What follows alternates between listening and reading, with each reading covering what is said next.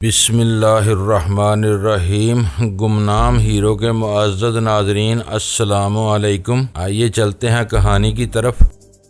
میں لپک کر اس کے قریب پہنچ گیا اور اس کا تنقیدی جائزہ لینے لگا۔ وہ اپنے جذبے کی تسکین کے لیے ایسا اندھا ہو گیا تھا کہ ہر شے کو فراموش کر بیٹھا تھا۔ اس کی کھوپڑی میں صرف ایک ہی تصور قائم تھا اور اس روشن تصور نے اس کی کھوپڑی کا چراغ گل کر دیا تھا۔ اس کے سرسری معائنے سے میں اس نتیجے پر پہنچا کہ وہ کم از کم 2 گھنٹے تک ہوش میں نہیں آ سکتا تھا۔ تاہم میں نے احتیاطاً پھر بھی اس کی گردن پر موجود مخصوص رگ کو مہارت سے مل دیا۔ اب اس کی طرف سے کسی قسم کی مداخلت کی توقع نہیں رہی تھی۔ اس کے بعد میں اسے گھسیٹ کر اسی اسٹور روم میں لے آیا جس میں اس کا بھائی بند ہر شے سے بیگانہ پڑا تھا۔ میں نے تھاپا کو اصلی منگ کے اوپر ڈالا اور اسٹور روم کے دروازے کو بے آہستگی بند کر کے وہاں سے ہٹ گیا۔ تھاپا اندھیرے کے باعث میری صورت نہیں دیکھ سکا تھا، ورنہ وہ چونک جاتا اور کوئی بھی گڑبڑ پیدا ہو سکتی تھی۔ بہرحال وہ اپنے شوق کی تکمیل کے لیے منگ کے پاس آیا تھا اور میں نے ایک گائیڈ کا کردار ادا کرتے ہوئے اسے اصلی منگ تک پہنچا دیا تھا۔ اب وہ کسی طرح اپنی ضرورت پوری کرتا ہے،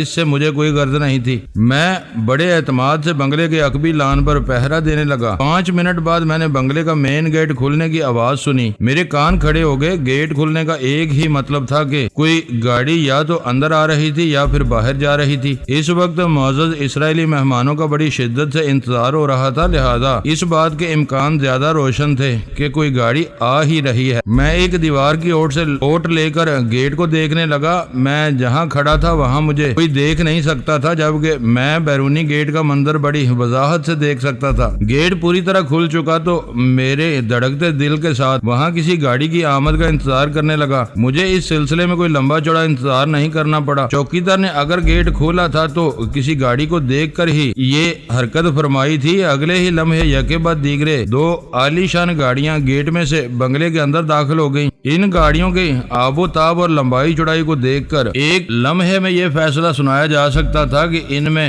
VIP شخصیات تشریف فرما ہوں گی۔ میرے دل نے گواہی دی کہ تھا جن کا انتظار وہ شاہکار آگے۔ دوسرے ہی لمحے میرے اس خیال کی تصدیق ہو گئی۔ مجھے ڈرائیو وے کا ایک بڑا حصہ بخوبی نظر آ رہا تھا۔ دونوں گاڑیاں آگے پیچھے رکی۔ اسی دوران میں جوگیندر پال بھی بنگلے کے اندر سے نکل کر ان کے استقبال کے لیے ڈرائیو وے میں پہنچ گیا۔ پھر وہ معزز مہمان گاڑیوں سے باہر آ گئے۔ وہ کل 5 افراد تھے اور رنگ روپ سے سفید فام دکھائی دیتے تھے۔ یہ وہی 5 اسرائیلی یہودی تھے جو میری گرفتاری اور سرکوبی کے لیے وہاں کوئی ہنگامی میٹنگ کرنے آئے تھے۔ میرے دل و دماغ میں غصے کی ایک شدید لہر اٹھی اور دیکھتے ہی دیکھتے ماؤنٹ ایورسٹ کی بلندی کو چھونے لگی۔ اس لہر کے اندر غصے کے ساتھ ہی نفرت کی بھی وافر مقدار شامل تھی۔ میرے دل میں آئی کہ ابھی اپنی کمیگاہ سے نکلوں اور جوگیندر پال سمیت ان 5 یہودیوں کو انہی کے گندے خون میں غسل دلا کر ٹھنڈے ٹھار فرش پر لمبا لٹا دوں، لیکن میں نے اپنی اس خواہش کو زبردستی دبا لیا۔ ایسا کرنے سے بنا بنایا کھیل بگڑ جاتا۔ ہم جو منصوبہ لے کر اس بنگلے میں گھسے تھے وہ یہودیوں اور ان کے میزبانوں کو دہشت زدہ کرنے کے لیے زیادہ مؤثر اور کامل تھا۔ ابھی تھوڑی دیر بعد ہی یہ بنگلہ دھماکوں اور چیخو پکار کی عالمی منڈی بننے والا تھا۔ وہ لرزہ خیز مناظر زیادہ جاندار ہوتے۔ میں نے خود ترغیبی کے ذریعے اپنے ذہن کی تپش کو ٹھنڈا کیا اور گہری سانس لینے لگا۔ اس دوران میں ڈرائیو وے خالی ہو چکا تھا۔ معزز مہمان بنگلے کے اندر داخل ہو گئے اور دونوں گاڑیوں کے ڈرائیور انہیں باقاعدہ پارک کرنے کے بعد اندر چلے گئے۔ گیٹ پر متعین چوکیدار نے دوبارہ گیٹ بند کر دیا اور اپنے مخصوص چھوٹے سے گارڈ روم میں بیٹھ گیا۔ میں اپنی جگہ سے نکلا اور ایک مرتبہ پھر ٹہلتے ہوئے عقبی حصے میں پہرا دینے لگا۔ اب مجھے کاشانوک کا انتظار تھا۔ وہ 10 منٹ کے بعد مجھے دکھائی دیا۔ وہ سیدھا میرے پاس چلا آیا۔ اس کے بولنے سے پہلے ہی میں نے پوچھ لیا، کیا تمام انتظامات مکمل ہو گئے ہیں؟ ہاں، میں نے 90% کام کر لیا ہے، اس نے جواب دیا۔ اس سے ہماری ضرورت تو پوری ہو جائے گی نا؟ میں نے پوچھا۔ بالکل، وہ قطعیت سے بولا۔ تم دیکھنا وجدان، تھوڑی دیر بعد اس بنگلے میں کیسی قیامت برپا ہوتی ہے۔ میں نے ان افراد کو گاڑیوں میں سے نکل کر بنگلے کے اندر داخل ہوتے دیکھ لیا ہے۔ جن پر یہ قیامت نازل ہونے والی ہے وہ کل 5 تھے۔ 5 وہ اور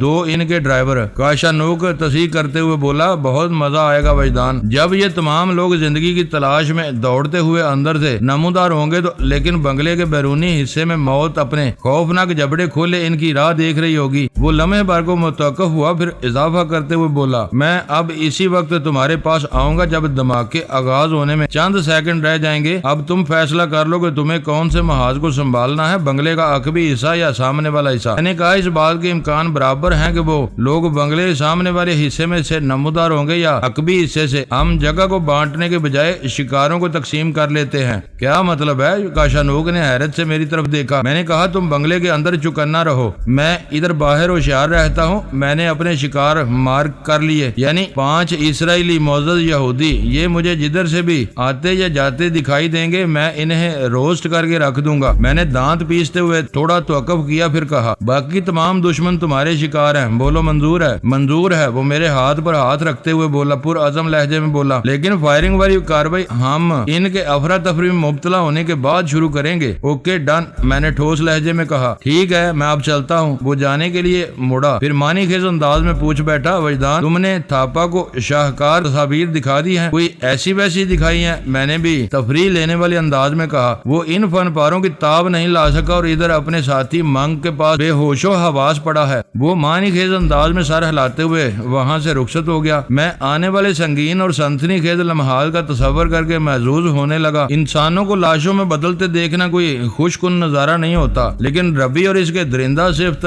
اعلی کار یہودیوں نے انسانی خون کو جتنا ارزاں کر دیا تھا، اس کے پیش نظر یہ لوگ کسی روح رعایت کے قابل نہیں رہے تھے۔ جوگیندر پال ان کے آگے پیچھے دم ہلانے والا خوشامدی بنا ہوا تھا، لہذا وہ بھی عبرتناک سزا کا مستحق ٹھہرتا تھا۔ اس کمینے نے جانوس کے ساتھ مل کر مجھے پھانسنے کے لیے جو منصوبہ بندی کی تھی، اگر وہ کامیاب ہو جاتی تو اس وقت میں ربی کا قیدی ہوتا۔ کلاڈیا اپنے کسی مسمرائزی عمل سے مجھے قابو کر کے یہاں سے لے جاتی اور لے جا کر ربی کے قدموں میں ڈال دیتی، لیکن یہ حقیقت ہے کہ جسے اللہ رکھے اسے کون چکھے۔ میں زندہ و سلامت تھا، جانوس ڈین ہاروے اور کلاڈیا مجھے پھانستے پھانستے موت کے حصار میں بند ہو چکے تھے۔ یہی زندگی کی حقیقت ہے، یہی بڑی اچھلتی کودتی ہے، اتراتی اٹھلاتی ہے اور اپنے سامنے کسی کو کچھ نہیں سمجھتی، لیکن موت ایک ہی جھٹکے میں اس کی ترکی تمام شدھ کر کے رکھ دیتی ہے۔ کلاڈیا کے بارے میں سوچتے ہوئے آپ میرا تصور بنگلہ نمبر J200 میں پہنچ گیا۔ اس بنگلے کے ایک کمرے میں اس حسین ساحرہ نے مجھے زیر کرنے کی کوشش کی تھی، لیکن میں اس کے پھیلائے ہوئے دام میں نہ آ سکا، لیکن اسی بنگلے کے بڑے حال میں وہ مجھ سے زیر ہو گئی تھی۔ اسی زیر و زبر کے حوالے سے لی یان مجھے بڑے تیکھے انداز میں چھیڑتی تھی۔ پتہ نہیں اسے میری اس کارروائی کی کیسے بھنک مل گئی تھی۔ لی یان میں اچانک بہت زیادہ تبدیلی پیدا ہو گئی تھی۔ مجھے اس کے نئے انداز کو دیکھ کر حیرت ہوتی تھی، پتہ نہیں آگے چل کر وہ مجھ پر حیرتوں کے کون کون سے پہاڑ گرانے والی تھی۔ اچانک مجھے ایک اچھوتا خیال آیا۔ میں نے سوچا مجھے جوگیندر پال کی خبر لینا چاہیے۔ وہ اس وقت میرے خلاف ایک اہم ترین سازشی میٹنگ میں مصروف تھا۔ میں پہلے بھی تھرڈ آئی کے توسط سے اس کے ماحول میں رسائی حاصل کر چکا تھا۔ اگرچہ اس میٹنگ میں ہونے والی گفتگو مجھ تک نہ پہنچتی، لیکن میں وہاں کے گرما گرم ماحول میں چند سانسیں تو لے سکتا تھا، اور وہ منظر تو یادگار کی حیثیت کا حامل ہوتا جب بنگلے کے اندر پہلے دھماکے کی گونج سنائی دیتی۔ اس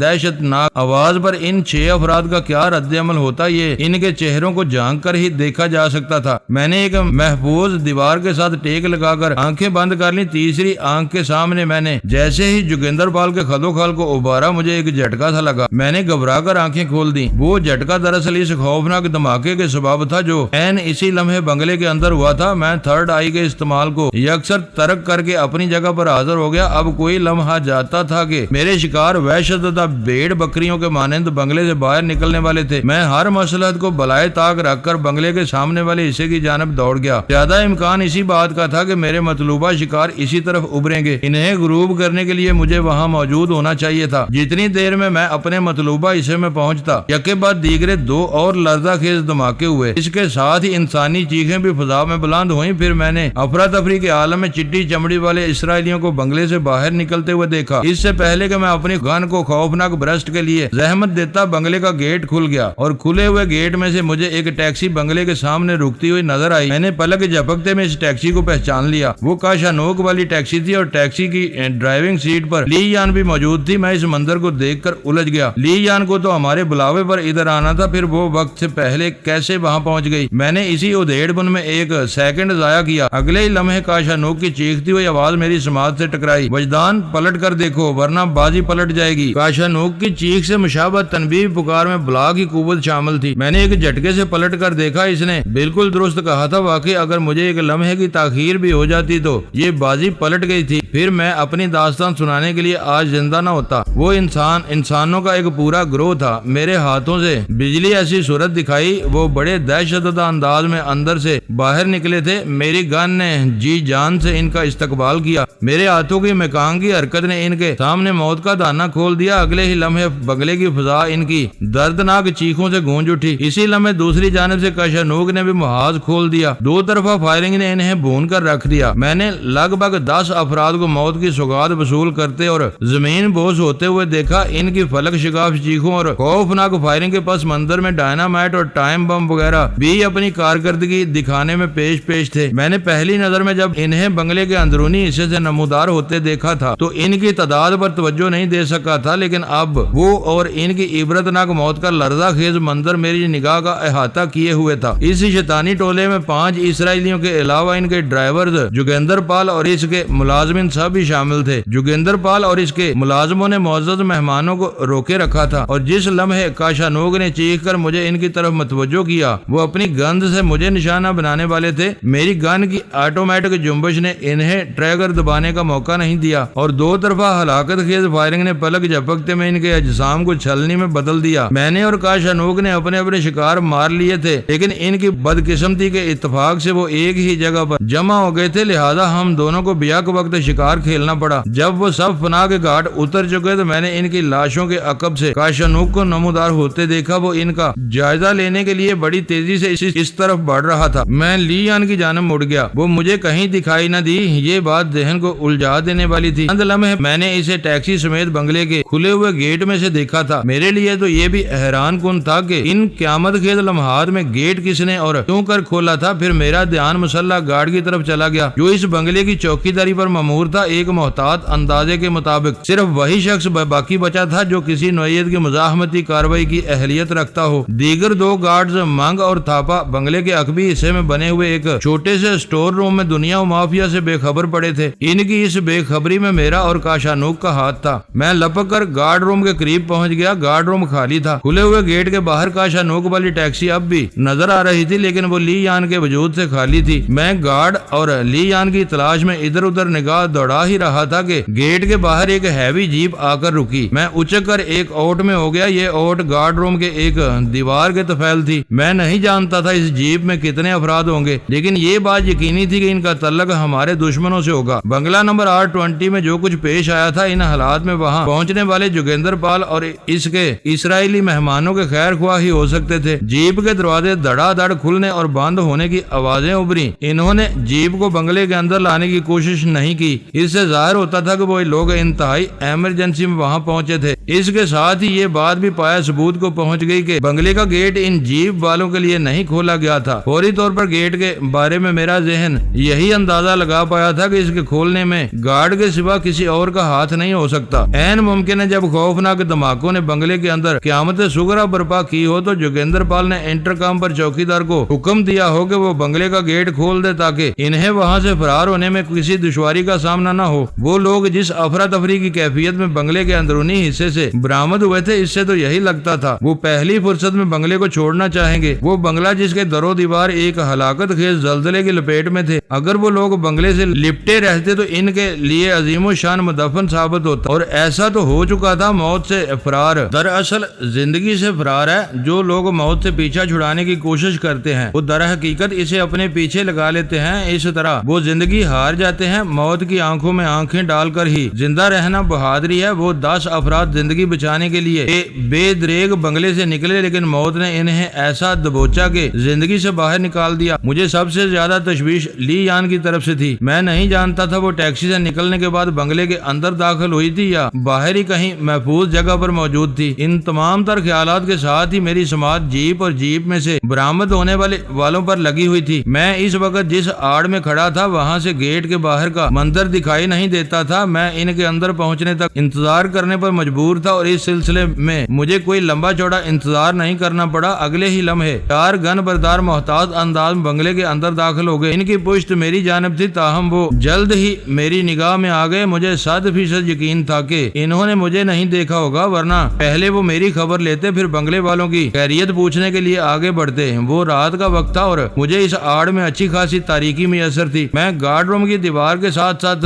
پیچھے کھسکنے لگا۔ وہ جب میرے اور لاشوں کے درمیان پہنچے تو میں نے انہیں نشانہ بنانے کا فیصلہ کر لیا۔ اس لمحاتی فیصلے کے ساتھ ہی میں نے اپنی گن کو سیدھا کیا، لیکن ٹریگر دبانے کی نوبت نہ آئی۔ اسی لمحے مجھے اپنی پسلیوں میں چبھن کا احساس ہوا۔ اس کے ساتھ ہی ایک دھمکی امیز آواز میری سماعت سے ٹکرائی، گن پھینک کر ہاتھ اوپر اٹھا لو ورنہ میں تمہارے گردے کو چھید ڈالوں، اس کھلونے کو ہٹا لو۔ لیان، میں نے جملہ مکمل ہونے سے پہلے ہی اسے پہچان لیا۔ اس نے بھی میری آواز کو پہچان لیا تھا۔ اس کا پسٹل بردار ہاتھ ایک جھٹکے کے ساتھ میری پسلیوں سے دور چلا گیا۔ میں جس مقام پر کھڑا تھا وہاں گہری تاریکی کا راج تھا، اسی لیے لیان مجھے دیکھ نہیں پائی تھی اور اس نے مجھے دشمن سمجھتے ہوئے ٹارگٹ بنا لیا تھا۔ پتہ نہیں وہ یہاں چھپی کیا کر رہی تھی۔ میں اس کی طرف پلٹ گیا۔ تم ٹھیک تو ہو نا؟ میں بالکل ٹھیک ہوں، وہ سرگوشیانہ لہجے میں بولی۔ میں نے کہا، پھر میں نے تھوڑی دیر پہلے تمہیں باہر ٹیکسی کی ڈرائیونگ سیٹ پر دیکھا تھا۔ ہمارے درمیان وہ گفتگو نہایت ہی دھیمے انداز میں ہو رہی تھی۔ یہاں کب سے چھپی بیٹھی ہو؟ وہ مجھے اس بدبخت کی وجہ سے یہاں آنا پڑا، اس نے ایک سمت تاریکی میں اشارہ کرتے ہوئے کہا۔ یہ گیٹ کھولنے کے بعد میرے پیچھے پڑ گیا تھا۔ میں فوراً سے پیشتر سمجھ گئی کہ اس کا اشارہ اس مسلح چوکیدار کی جانب تھا جو مجھے کہیں دکھائی نہیں دے رہا تھا۔ میں نے معنی خیز انداز میں اس سے پوچھا، اس بدبخت سے پیچھا چھوٹ گیا؟ کوئی کسر باقی ہے؟ وہ بتانے لگی، میں ٹیکسی سے نکل کر تمہاری طرف آ رہی تھی کہ اس نے مجھے دیکھ لیا اس سے پہلے کہ میں کوئی چال چلتی۔ اس نے بڑی پھرتی سے مجھے گن پوائنٹ پر رکھ لیا۔ مجھے مجبوراً اس کے حکم پر بنگلے کے اندر آنا پڑا۔ ایک طرح سے اس نے میرا مقصد پورا کر دیا تھا۔ میں بھی فوراً تمہارے پاس پہنچنا چاہتی تھی، لیکن میں اس وقت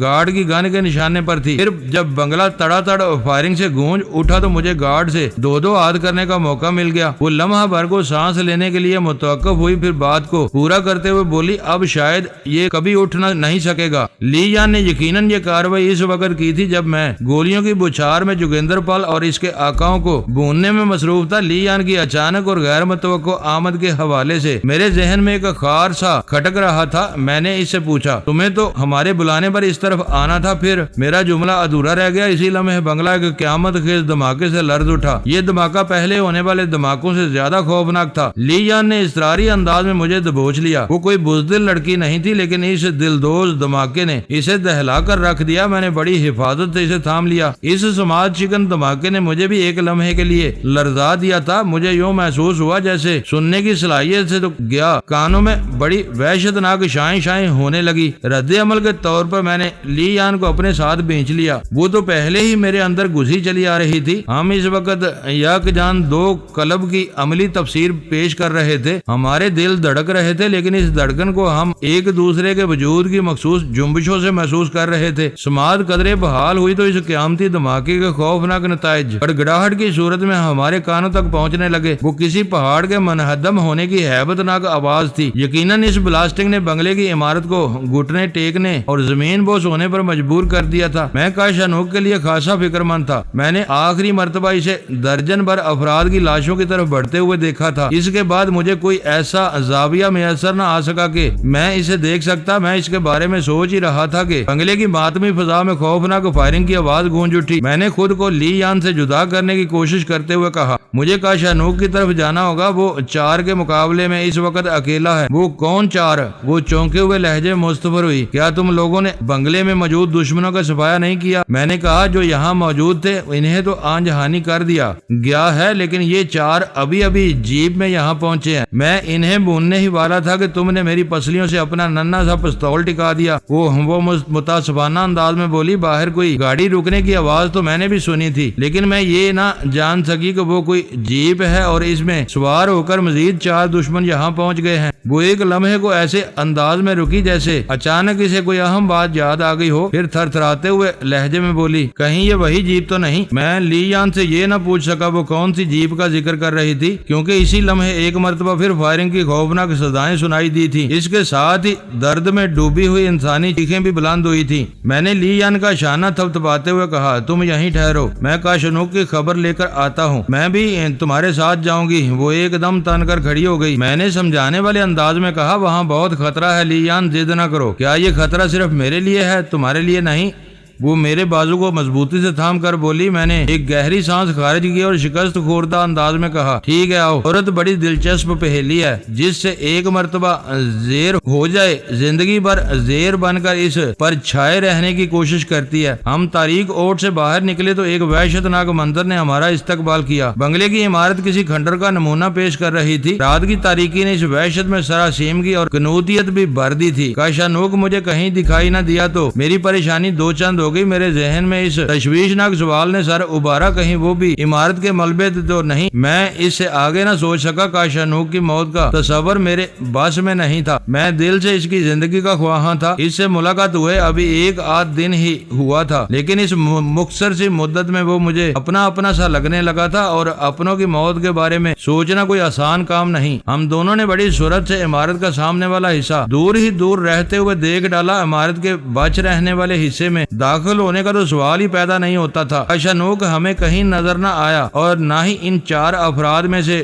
کوئی دکھائی دیا جو ہیوی جیپ میں اپنے ساتھیوں کی خبر گیری کے لیے وہاں پہنچے تھے۔ میں بنگلے کے پہلو میں سے ہوتے ہوئے عقب میں پہنچ گیا اور اسی لمحے میں نے کاشانوک کی جھلک دیکھ لی۔ وہ اپنے فارغ البال سر کے سبب فوراً میری نگاہ میں آ گیا۔ وہ اس وقت دو افراد سے نمٹنے کی کوشش میں مصروف تھا۔ میں تیزی سے اس کی جانب بڑھ گیا۔ نزدیک پہنچنے پر مجھے معلوم ہوا کاشانوک کے مد مقابل انہی چار افراد میں سے دو تھے جنہیں جیپ نے یہاں پہنچایا تھا۔ کاشانوک بڑے تسلی بخش انداز میں ان کی آؤ بھگت کر رہا تھا۔ اس نے مجھے بتایا تھا کہ وہ ہر نوعیت کے ایمونیشن کے استعمال میں تربیت یافتہ ہے، لیکن میں پہلی مرتبہ دیکھ رہا تھا کہ وہ آتشی ہتھیاروں سے زیادہ ہاتھ پاؤں کے استعمال میں مہارت رکھتا تھا۔ اب تک میرے مشاہدے اور تجربے میں یہی آیا تھا کہ 80% بدھسٹ مرد مارشل آرٹس اور دیگر فنون حرب و ضرب سے گہرا لگاؤ رکھتے تھے۔ ان کے مذہب میں اگرچہ کسی زندہ شے کو ذرا سا بھی ضرر پہنچانا گناہ عظیم سمجھا جاتا ہے، مگر اس قسم کے فنون و حفاظت خود اختیاری اور امداد باہمی کے لیے سیکھتے ہیں۔ انہیں کمزور کی مدد اور حفاظت کا درس دیا جاتا ہے۔ کوئی اور وقت ہوتا تو میں اس کے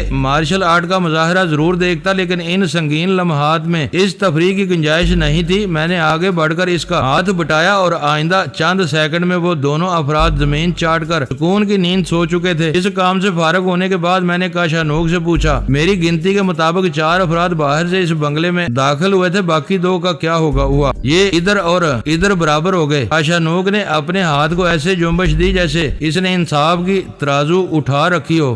2 ملبے میں دبے ہیں، 2 یہاں پڑے ہیں۔ اوہ، میں نے چونک کر اس کی طرف دیکھا اور کہا اب ہمیں فوراً یہاں سے نکل جانا چاہیے، یہ نہ ہو کہ ان 4 کی تلاش میں مزید 40 افراد یہاں پہنچ جائیں۔ اس نے تائیدی انداز میں گردن ہلائی اور میرے ساتھ قدم اٹھاتے ہوئے بولا تم تو ٹھیک ہو نا؟ ہم دونوں بالکل خیریت سے ہیں، میں نے ٹھہرے ہوئے لہجے میں جواب دیا۔ دونوں وہ ٹھٹک کر الجھن زدہ نظر سے مجھے دیکھنے لگا۔ اس نے یقیناً ابھی تک لیان کو نہیں دیکھا تھا۔ میں نے ایک طرف اشارہ کر دیا، وہ دیکھو۔ وہ پریشان لہجے میں بولا یہ یہاں کیا کر رہی ہے؟ یہ سوال تم اسی سے پوچھنا، پہلے یہاں سے نکلو۔ میں نے اس کا ہاتھ تھام کر کھینچتے ہوئے کہا۔ اس دوران میں لیان بھی ہمارے قریب آ گئی تھی۔ ہم تینوں ممکنہ تیزی سے بنگلے کے گیٹ کی جانب بڑھ گئے۔ کاشانوک نے لیان سے استفسار کا سلسلہ شروع نہ کر کے عقل مندی کا ثبوت دیا تھا۔ اس وقت ہماری پہلی ترجیح بنگلے سے نکلنا تھی، وہ بنگلہ جو اب ایک کھنڈر کی صورت اختیار کر چکا تھا۔ باقی باتیں تو ہم اطمینان سے کہیں بیٹھ کر بھی کر سکتے تھے۔ ہم بحفاظت بنگلے سے نکل آئے۔ ہماری ٹیکسی اور وہ ہیوی جیپ آگے پیچھے کھڑی تھی۔ جیپ پر نگاہ پڑتے ہی لی یان نے حیرت بھرے لہجے میں کہا وجدان، یہ تو وہی جیپ ہے۔ میں سمجھ گیا وہ کسی خاص جیپ کا ذکر کر رہی تھی، ایسی جیپ جو اس نے پہلے بھی دیکھ رکھی ہو۔ اس کے انکشاف کو کاشانوک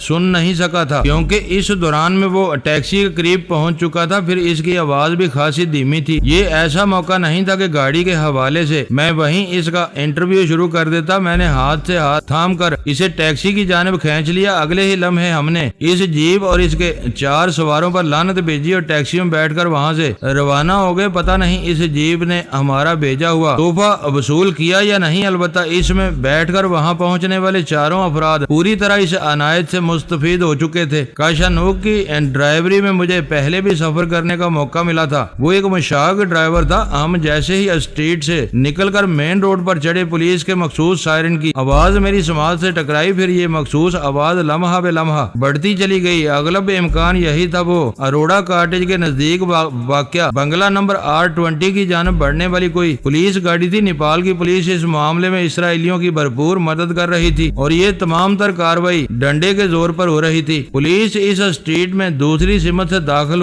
हो रही थी। काशानूक की ठहरी हुई आवाज ने टैक्सी की अंदरूनी फजा पर तारीख खामोशी को तोड़ दिया। सायरन की चीख पुकार से तो यही महसूस होता है वो लोग मुतासरा बंगले के नजदीक पहुंचने ही वाले हैं। एक लम्हे के तवक्कुफ से इसने इजाफा किया। अच्छा हुआ हमने दूसरे रुख से टैक्सी निकाली है। काशानूक की बात सुनकर मैंने गौर किया तो पता चला हम जनूब से शुमाल की सिमत सफर कर रहे थे। मैं ली यान के साथ एक टैक्सी में बैठकर बुद्धनाथ वैली से दिल्ली बाजार तक पहुंचा था और ये तमाम तर सफर हमने तकरीबन मशरक से मगरब की जानिब तय किया था। मैंने काशानूक से पूछा क्या हम कहीं और जा रहे हैं? कहीं और क्या मतलब? वो चौंक कर बोला हमारा रुख बुद्धनाथ वैली की तरफ तो नहीं। वो वजाहत करते हुए बोला मैं ख्वाह मुख्वाह चंद सड़कें बदल कर ये इत्मीनान करना चाहता हूँ कि कहीं हमारा ताक़ब तो नहीं किया जा रहा। जब तसल्ली हो जाएगी तो फिर मैं बेफिक्री से बुद्धनाथ वैली का रुख करूंगा। मैंने एक गहरी सांस खारिज की और कहा लगता है नेपाली पुलिस ने इसराइली मेहमानों के साथ खासा मजबूत गठजोड़ कर लिया था। मैं तुम्हें इस बारे में तफसीलन बता चुका हूँ। काशानूक महारत से ड्राइविंग जारी रखते हुए बोला तुम आज के अखबारात में अपने बारे में गर्मा गर्म खबरें भी पढ़ चुके हो। तुम तसव्वुर नहीं कर सकते कि तुम्हें कितनी शदोमत और सरगर्मी से तलाश किया जा रहा है। हाँ मुझे इस बात का अंदाजा हो रहा है। मैंने पुरसोच अंदाज में कहा मुझे घेरने और काबू करने के लिए ही तो R20 में हंगामी मीटिंग रखी गई थी। मैं समझ सकता हूँ रबी को मेरी कितनी अशद जरूरत है। इस हंगामी मीटिंग का अंजाम भी खासा हंगामा अंगेज हुआ है। ली यान ने झुरझुरी लेते हुए कहा मैंने किसी खंडर में भी ऐसी वहशत बरसते हुए नहीं देखी जैसी इस बंगले पर बरस रही थी। काशानूक ने बराह रास्त ली यान को मुखातब कर लिया और उलझन तथा लहजे में पूछने लगा मैंने तो तुम्हें इस बंगले की तरफ आने के लिए फोन नहीं किया था, फिर तुम कैसे इधर चली आई? इस सवाल काफी देर से मेरे जहन में भी कुल बुला रहा था और मैंने एक मौका पर ली यान से पूछा भी था, मगर इसका जवाब सुनने से पहले ही वो खौफनाक धमाका हो गया जिसने बंगला नंबर R20 को तय बाला करके रख दिया था। काशानूक का सवाल सुनकर मैं भी ली यान से मुस्तफर हुआ। तुमने बंगले के बाहर खड़ी जीप को पहचान लिया है, ये सब क्या चक्कर है? बताती हूँ वो इज़तरारी अंदाज में बोली। मुझे तुम लोगों ने जहाँ इंतजार करने को कहा था मैंने वहाँ से इस जीप को गुजरते हुए देखा। ये कोई खास बात नहीं थी। मैंने टैक्सी की अंदरूनी लाइट ऑफ कर रखी थी, इसलिए भी मुतमिन थी कि कोई मुझे टैक्सी के अंदर बैठे देखकर पहचान नहीं सकेगा। लेकिन जब 2 मिनट के बाद दोबारा ये जीप मेरे करीब से गुजरी तो मेरी छठी इसने बताया कि कोई गड़बड़ है। वो लम्हा भर को सांस लेने के लिए मुतवक्किफ हुई, इजाफा करते हुए बोली मैं अलर्ट हो गई। चंद मिनट के वक्फे से इस जीप ने एक और चक्कर लगाया। यूं महसूस होता था जैसे वो खुसूसी गश्त पर हो। मैं तशवीश में मुब्तला हो गई। हम जितने अहम मिशन पर थे इसके पेश नजर मुझे यही लगा कि इस जीप का तल्लक हमारे दुश्मनों ही से हो सकता है जो बंगला नंबर R20 के आसपास की स्ट्रीट्स की निगरानी कर रहे हैं। जाहिर है ये ख्याल बहुत ही खतरनाक था और किसी फौरी अमल का तकाजा भी करता था। मेरे जी में यही आई कि तुम्हारे फोन का इंतजार करने के बजाय मैं ही तुमसे राब्ता करके तुम्हें यहाँ की ताजा तरीन सूरत हाल से आगाह करूँ। मैंने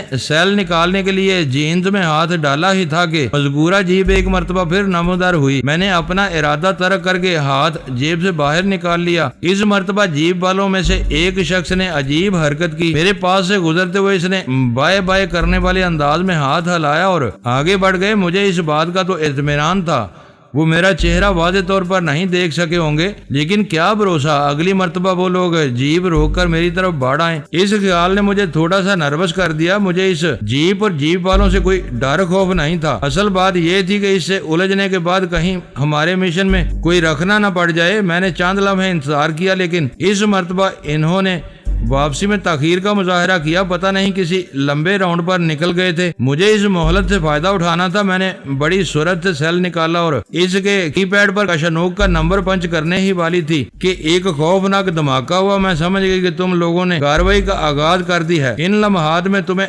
डिस्टर्ब करना ठीक नहीं था, इसलिए मैं टैक्सी को लेकर बंगले की तरफ आ गई। वो चंद लम्हात के लिए रुकी, फिर अपनी बात को पूरा करते हुए बोली, इसके बाद बंगले के गेट पर जो वाकया पेश आया इसकी तफसील मैं तुम्हें बता چکی ہوں۔ آخری جملہ اس نے میری طرف دیکھتے ہوئے ادا کیا تو میں جان گیا اس کا اشارہ چوکیدار سے نمٹنے کی طرف تھا۔ جیپ میں سوار جن 4 افراد کو میں نے اور کاشانوک نے R20 میں فٹ کیا وہ وہی لوگ تھے جو اس بنگلے کی نگرانی پر مامور تھے۔ اب وہ کسی بھی قسم کی نگرانی سے مجبور ہو چکے تھے۔ باہر پڑے 2 کے بارے میں تو کہا جا سکتا تھا شاید وہ بچ جائیں، لیکن عمارت کے ملبے کے نیچے دب جانے والوں کے حوالے سے کوئی بھی بات وثوق سے نہیں کہی جا سکتی تھی۔ بہرحال یہ لی یان کی خوش قسمتی تھی کہ وہ جیپ والوں سے الجھے بغیر بنگلے کے گیٹ تک پہنچنے میں کامیاب ہو گئی، اور مسلح چوکیدار کی بدقسمتی کہ وہ نادانی میں لی یان سے الجھ بیٹھا تھا۔